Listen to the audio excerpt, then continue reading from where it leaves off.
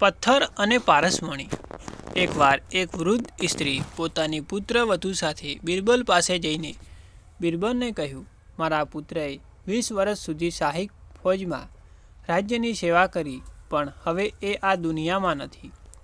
અમે બે સ્ત્રીઓ તદ્દન નિરાધાર બની ગઈ છીએ. અમારી પાસે આવક નથી. તેમની વાત સાંભળી બિરબલે કહ્યું, તમારા દુઃખને હું સમજી શકું છું. બાદશાહ અકબર દયાળુ છે, એ તમારી મદદ કરશે.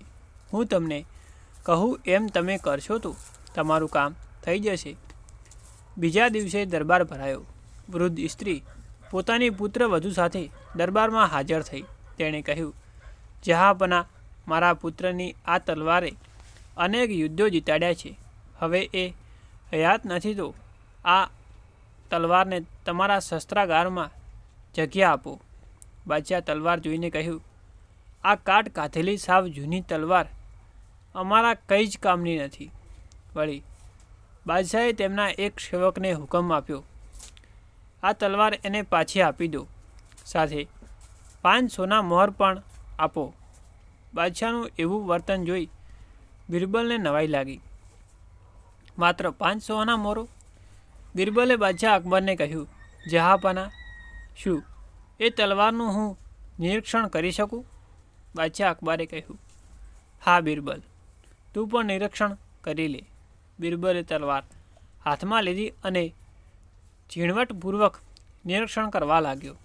ઘડીકમાં આમ ફેરવતો, તો ઘડીકમાં નીચેથી બાજુ જોતો, તો ઘડીકમાં તલવારની મૂઠ જોતો. બાદશાહ પણ બિરબલની આ હરકત જોઈ વિચારમાં પડ્યા. છેવટે ન રહેવાતા પૂછ્યું, શું થયું બિરબલ? કંઈ નહીં જહાંપનાહ. જોકે મને વિશ્વાસ હતો કે તલવાર સોનાની બની જશે. હે? શું કહ્યું? સોનાની? બાદશાહને બિરબલની વાતથી નવાઈ લાગી. હા જહાંપનાહ, એક પારસ જે માત્ર એક પથ્થર હોય છે, તેના સ્પર્શથી લોખંડ સોનું બની જાય છે. તો આપના જેવા પરોપકારી બાદશાહના હાથનો સ્પર્શ પામ્યા પછી પણ? બિરબલે જાણી જોઈને વાક્ય અધૂરું છોડ્યું. બાદશાહ બિરબલની વાતથી બેચેન બની ગયો. તેમણે કહ્યું, જે કહેવું હોય તે સ્પષ્ટ કહે. બિરબલે કહ્યું, સામાન્ય પથ્થરમાં અને પારસમાં આ જ ભેદ હોય છે. એકના સ્પર્શથી સોનું બને તો બીજાના સ્પર્શથી ઈજા કરે. મદદ માટે આવેલી આ સ્ત્રીઓ ખુશ થવાને બદલે દુઃખી થઈ ગઈ. અકબર બાદશાહ બિરબલના કહેવાનો ભાવાર્થ તરત સમજી ગયા. તેમને થોડી શરમ પણ ઉપજી.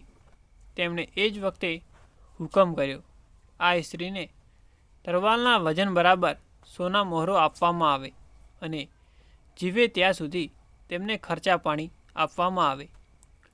તરત જ હુકમનું પાલન કરવામાં આવ્યું.